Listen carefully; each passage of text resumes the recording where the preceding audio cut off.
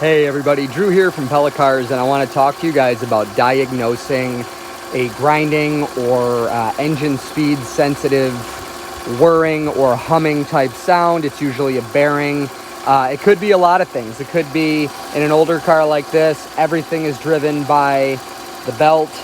There's newer cars like Toyota hybrid products recently made that don't even have a belt, so obviously this doesn't apply, but your alternator, underneath it is your AC compressor. Back there is your power steering. And then, of course, inside here is your timing belt. So anything in there that has a bearing could be your issue. So a couple of tools of the trade here to figure out what it is. This is a piece of air compressor hose.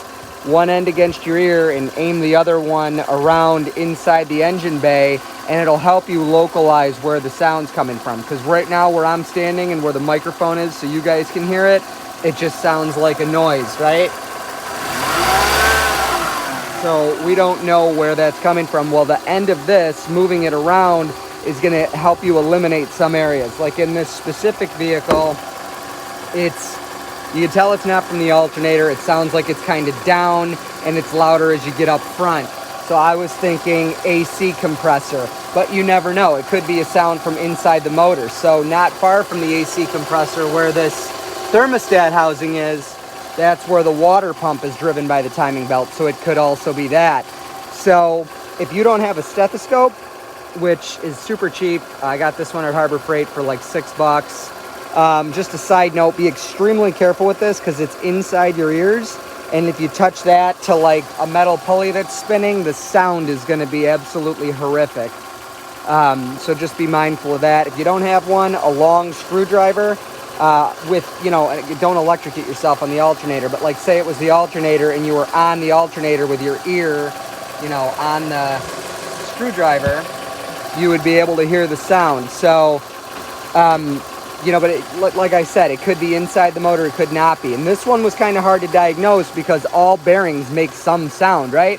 So I suspected the air conditioning. What I did on this particular vehicle is I loosened the alternator clamp bolts, and then I backed off this screw. I took off the belt and started the car. The car was quiet. I spun the pulleys by hand. The one on the AC feels a little funky.